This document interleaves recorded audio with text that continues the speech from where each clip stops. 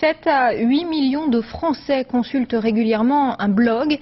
Ces carnets de bord tenus sur Internet se sont multipliés ces derniers mois. Le phénomène de société n'a pas échappé aux politiques qui se sont emparés de l'outil pour leur campagne électorale. Cécile Laronce, Marc Doux. Sa journée commence à midi par une revue de presse sur le net, entre deux tasses de café. Jean-Baptiste est ce qu'on appelle un citoyen actif. Ce Parisien de 28 ans, juriste de profession, est un blogueur. Il a créé son propre site. Sa passion, écrire des articles sur la campagne présidentielle de 2007 qu'il met ensuite en ligne. Ce qu'il faut, c'est permettre aux gens de s'exprimer, et dans une plateforme qui soit relativement indépendante. Pour que, précisément, quand vous avez quelqu'un qui soit proche de François Bayrou, il n'ait pas peur de s'exprimer avec quelqu'un qui soit proche de Ségolène Royal ou quelqu'un qui serait alter. C'est ce mouvement un petit peu transversal que l'Internet permet. Au siège de l'UMP, 5 personnes se relaient 7 jours sur 7 sur la toile pour louer les vertus de leur champion, Nicolas Sarkozy.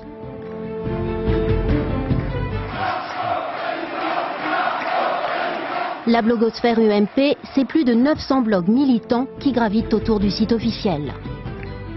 Les blogs, c'est pas bleu, blanc, rouge partout. Ça, c'était les sites un peu dans les années 90 qui étaient comme ça. Un blog, c'est très efficace. On prend un thème, on affiche une position et après les gens discutent. Et puis il y a un échange qui se crée entre celui qui tient le blog et ceux qui le visitent.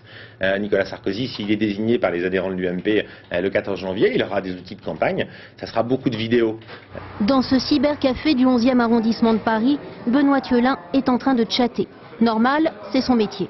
Le succès du blog de Ségolène Royal, Désir d'avenir, c'est lui. Ex-monsieur Internet de Jean-Pierre Raffarin à Matignon, ce fin stratège a rallié depuis le camp de la présidente de Poitou-Charentes, convaincu qu'il peut la faire gagner. Tous les jours, on transmet des synthèses à Ségolène Royal qui les lit. Et qui d'ailleurs, quand elle va à la télévision, très régulièrement dit « Mais sur mon site internet, j'ai découvert tel sujet qui a émergé et qui s'en prévaut ».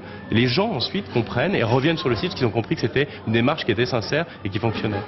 Il existerait en France 8 millions de blogs. Depuis le non au référendum de 2005, les politiques l'ont bien compris, plus question de partir en campagne sans son armée de blogueurs. On parle d'ailleurs de 5e pouvoir. C'est le deuxième moyen d'information après la télévision des lycéens et des étudiants. Donc nous sommes avec le phénomène des blogs face à un diffuseur d'opinion qui s'autonomise des médias habituels d'information et qui concourt d'un certain point de vue à la fabrication de l'opinion publique. Tous les candidats à la présidentielle ont créé leur blog, 27 millions de Français peuvent les consulter.